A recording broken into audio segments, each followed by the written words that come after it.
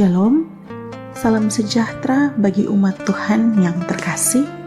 Renungan harian Suluh Injil hari ini tanggal 20 Juli tahun 2026 terambil dari kitab 2 Raja-Raja pasal 23 ayat 1 sampai 18 di bawah tema Pembaruan karena Anugerah Tuhan.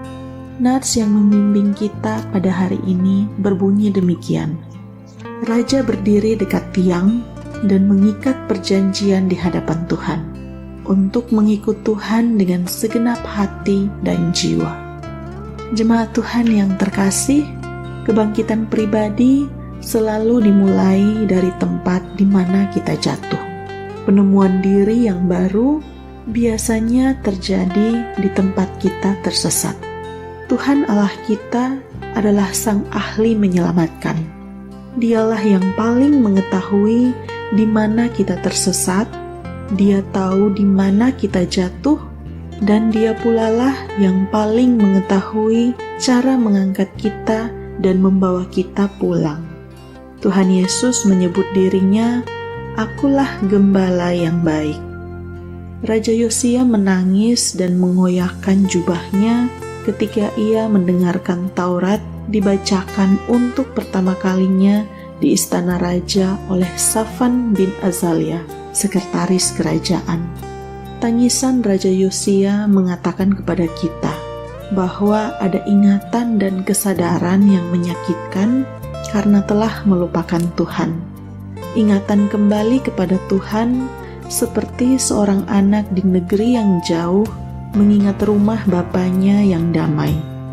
Ingatan kembali kepada Tuhan memberi keberanian untuk berharap bahwa Bapa sedang menunggu.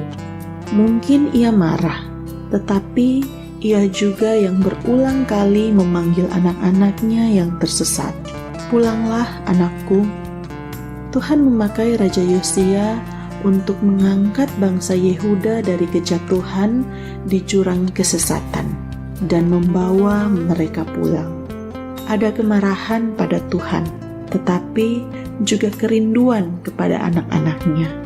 Ada murka Allah dan ketakutan umat, namun pengampunannya sudah disediakan. Bangsa Yehuda mengalami kebangkitan rohani secara utuh pada masa kepemimpinan seorang raja yang masih sangat muda.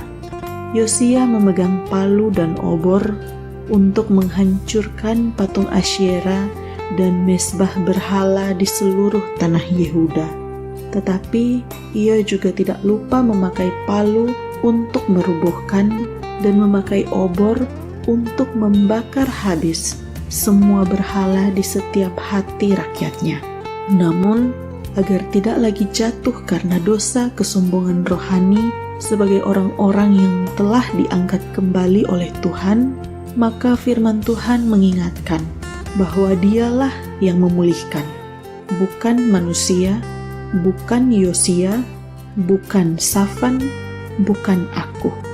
Tuhan memberikan peran bagi kita dalam proses pertobatan dan pembaruan, sehingga kita terus terhubung dengan Dia. Firman-Nya kembali menjadi dasar hidup, baitnya menjadi rumah yang menguduskan lagi. Pintu ruang doa menjadi pintu gerbang menghampiri tahta Tuhan lagi. Pembaruan terjadi karena anugerah-Nya. Jangan menjauhkan diri lagi darinya. Nikmatilah keselamatan, pemulihan, dan pembaruan yang telah dianugerahkan Tuhan.